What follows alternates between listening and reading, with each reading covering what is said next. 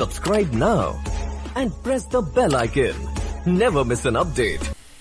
Hello student, स्वागत है आपका मेरे YouTube channel Prabhu the physics गुरु में और मैं हूं ब्रजेश सक्सेना। आशा करता हूं आपकी बोर्ड परीक्षा की तैयारियां बहुत अच्छी चल रही होंगी। इसी सीरीज़ में मैं आज एक नए क्वेश्चन के साथ आपके सामने प्रस्तुत हूं। ये क्वेश्चन बोर्ड परीक्षा के दृष्टिकोण से एक बेहद महत्वपूर्ण क्वेश्चन है और कई बार बोर्ड परीक्षा में आ चुका है। आशा करता हूं आपको मेरे वीडियोस पसंद आ रहे होंगे और अभी तक आपने मेरे चैनल को अगर सब्सक्राइब नहीं किया है तो आपसे मेरी रिक्वेस्ट है कि आप मेरे चैनल को सब्सक्राइब करें। तो चलते हैं हम अपने क्वेश्चन की तरफ। क्वेश्चन है आज का, समांतर प्लेट्स संधारित्र की धारिता का सूत्र ज्ञात करना। देखिए, संधारित्र के बारे में मैंने आपको पिछली कक्षा में बताया था। संधारित्र क्या होता है? संधारित्र को साधारण बोलचाल की भाषा में कंडेंसर कहते हैं। संधारित्र एक ऐसी युक्ति होती है जो बिना अपना आकार बदले इस पर आवेश की पर्याप्त मात्रा को संचित किया जा सकता है। इसके बाद मैंने आपको एक डेफिनेशन बताई थी संधारित्र की धारिता। संधारित्र की धारिता को हम C से दिखाते हैं और इसका सूत्र होता है Q/V, यानी किसी चालक को दिए गए आवेश और उससे उसके विभव में होने वाली वृद्धि के अनुपात को हम संधारित्र की धारिता कहते हैं। अब चलते हैं हम अपने क्वेश्चन की तरफ। क्वेश्चन को स्टार्ट करने से पहले मैं आपको थोड़ा सा बैक में ले जाना चाहता हूँ।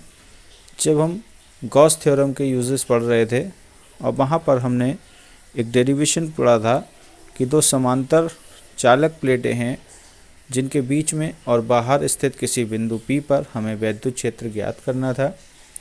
तो वहाँ पर हमने एक सूत्र पढ़ा था, कैपिटल E बराबर sigma upon K epsilon not.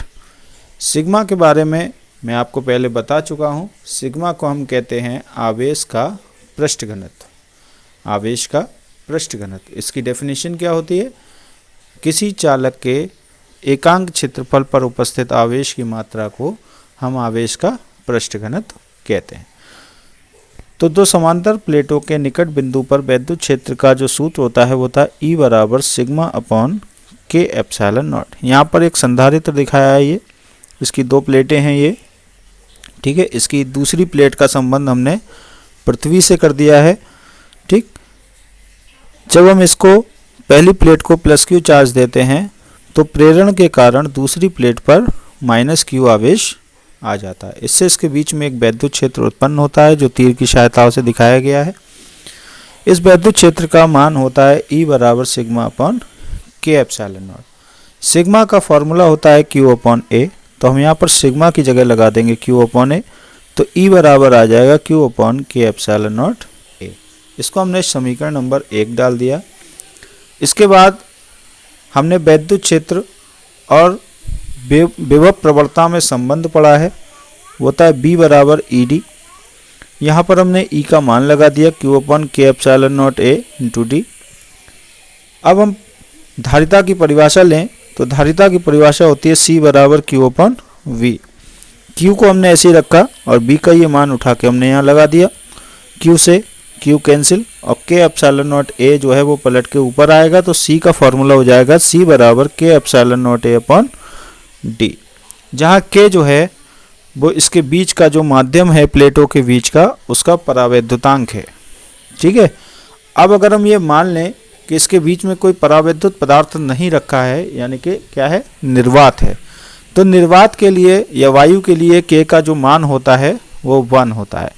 तो अगर हम यहाँ K का मान 1 रख दें तो निर्वात में हमने धारिता को C0 मान लिया, तो C0 बराबर हो जाएगा epsilon not A upon D।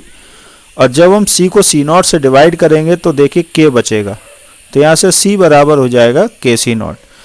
ये C बराबर KC0 जो होता है वो संबंध होता है निर्वात की वैद्युत धारिता और उस वैद्युत धारिता में जब उसके बीच में कोई परावैद्युत पदार्थ रखा है।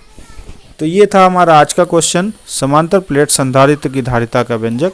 आशा करता हूँ आपको समझ में आया होगा। फिर भी अगर इस क्वेश्चन से रिगार्डिंग आपकी कोई क्वेरी है, कोई क्वेश्चन है, तो आप मुझसे मेरे कमेंट बॉक्स में पूछ सकते हैं, उसका निराकरण किया जाएगा। धन्यवाद।